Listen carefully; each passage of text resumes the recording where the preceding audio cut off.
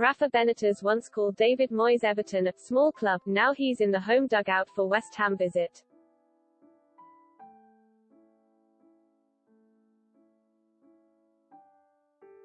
It would have been unthinkable to imagine Benitez managing Everton when the managers were on opposite sides of the Merseyside rivalry.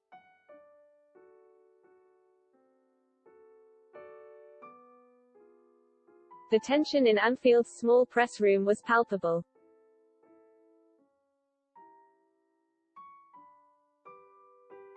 The Merseyside derby had finished in a goalless stalemate.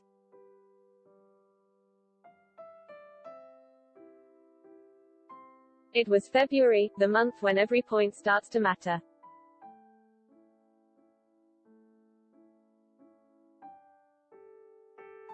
And Liverpool were now 10 behind Manchester United, who had a game in hand.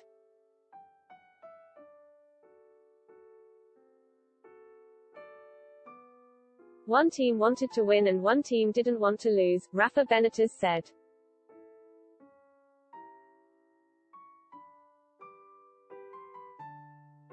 When a team comes to Anfield to play just for a draw, what else can you call them except a small club?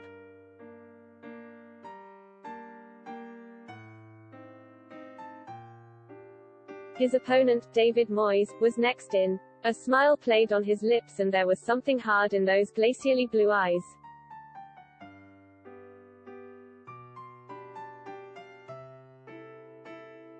It's nice that these managers show a little humility, he said, his voice dripping with sarcasm.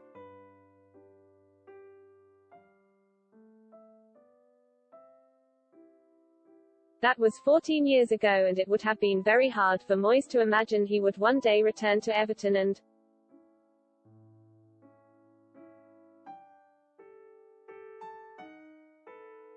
see Benitez in the home dugout. On Sunday, he will do precisely that.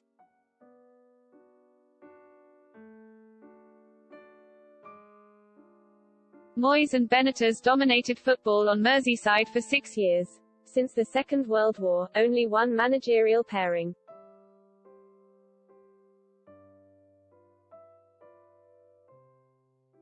Bill Shankly and Harry Catterick would spend longer eyeing each other up across Stanley Park.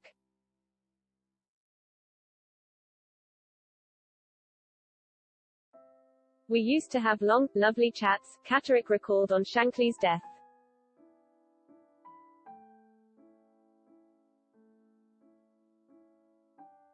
Although given the contrasting characters the conversation would have been a one-way street.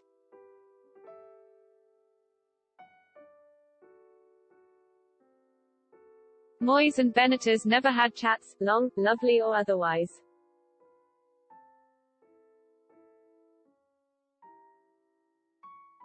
In those 6 years, they never socialized. They were both insular men.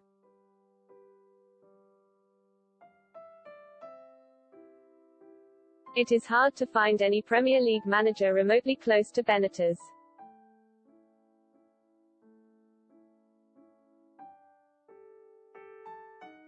Although he possessed a dry wit and sharp intelligence.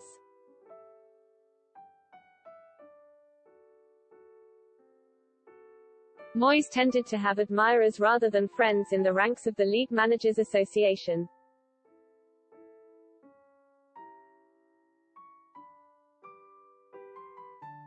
They were both young when they came to Merseyside. Moyes was 38, Benitez 44. Both did their best work quickly.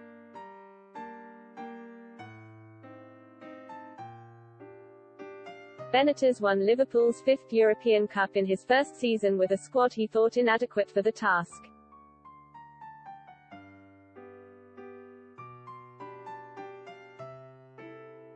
It took Moyes 3 years to turn Everton from relegation candidates to Champions League qualifiers.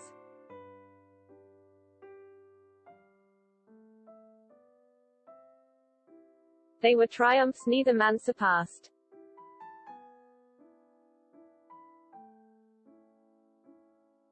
They both faced considerable opposition inside their own dressing room.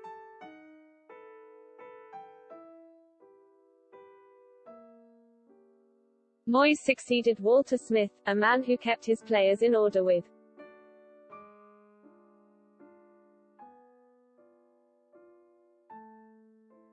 A ferocious temper and the natural authority of having led Glasgow Rangers to 7 league titles.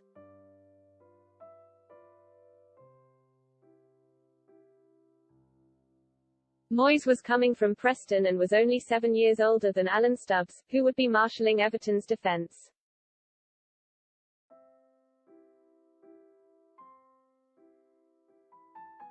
It was when he began taking sessions at Belfield that a squad full of aging, somewhat cynical pros fell into line.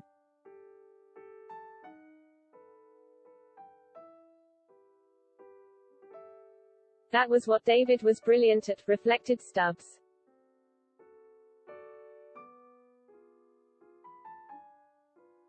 Right from the word go, he was in control on the training ground. He was very clear in getting his message across.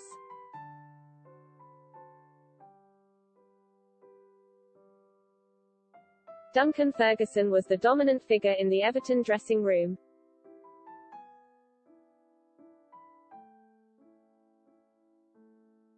Their relationship was volatile and confrontational.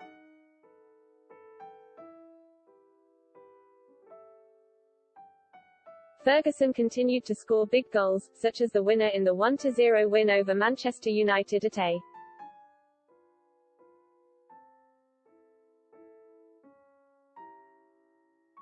Frenzied Goodison in April 2005 that took Everton within touching distance of the Champions League.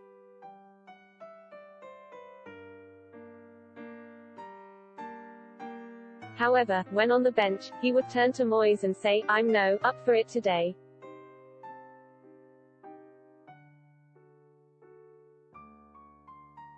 Steven Gerrard's relationship with Benitez was less explosive but lasted far longer. It was one of sullen dislike.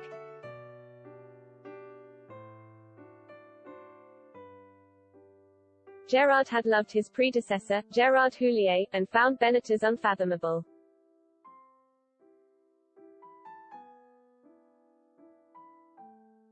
Ice cold, was how he described the man under whom he enjoyed the greatest night of his career, the miracle of Istanbul.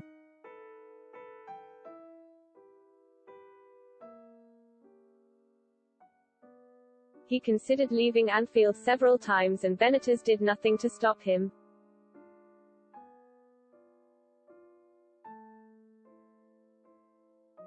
Many years after leaving Everton, Ferguson sought Moyes out to shake his hand, something he had once refused to do.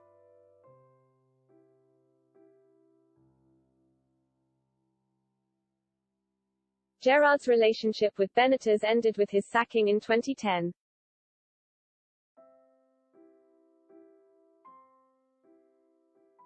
Dietmar Hamann, however, considered Benitez a genius, the only one the German encountered in his career.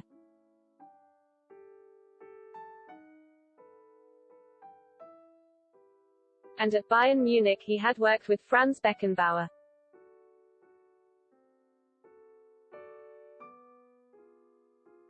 Hamann thought Benitez's talent, which had won him 2 La Liga titles with Valencia, showed itself in attention to detail.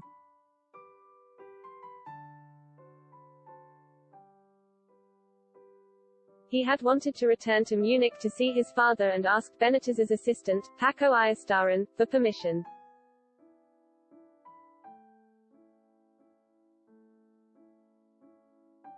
Ayestarán opened a book in which every training routine, every half-hour drill for the next 6 weeks was recorded, and nodded his assent.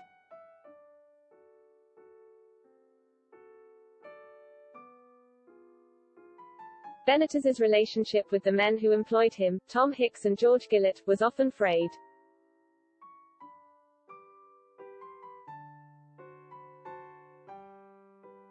Benitez is a natural politician, who knows how to brief a journalist.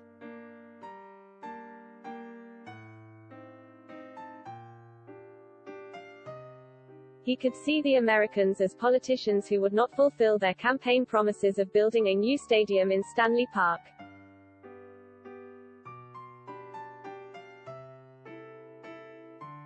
And keeping Liverpool debt-free.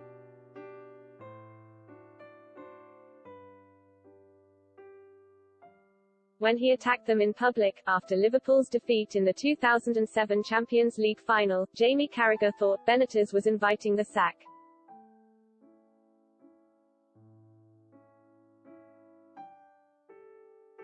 Instead, it triggered spending that saw Torres, Mascherano and Lucas Leiva arrive at Anfield.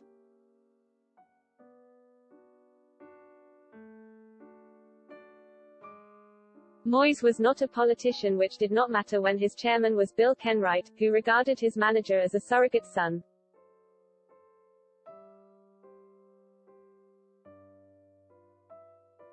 It was only when he went to Manchester United that taking a director's word at face value would prove a fatal weakness.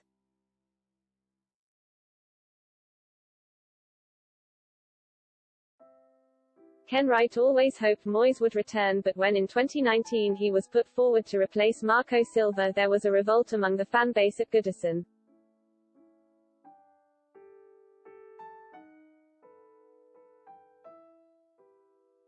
It was a shock and there was a sense of ingratitude about it all.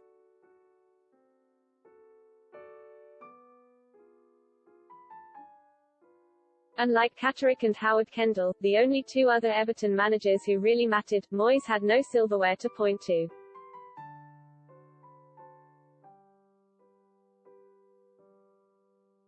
Benitez's brilliant, fortuitous triumph over AC Milan in Istanbul meant he will always be in the pantheon of great Liverpool managers.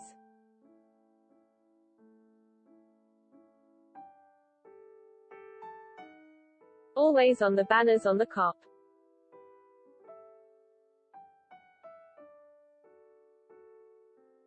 Now they are together once more, in charge of two clubs, Everton and West Ham.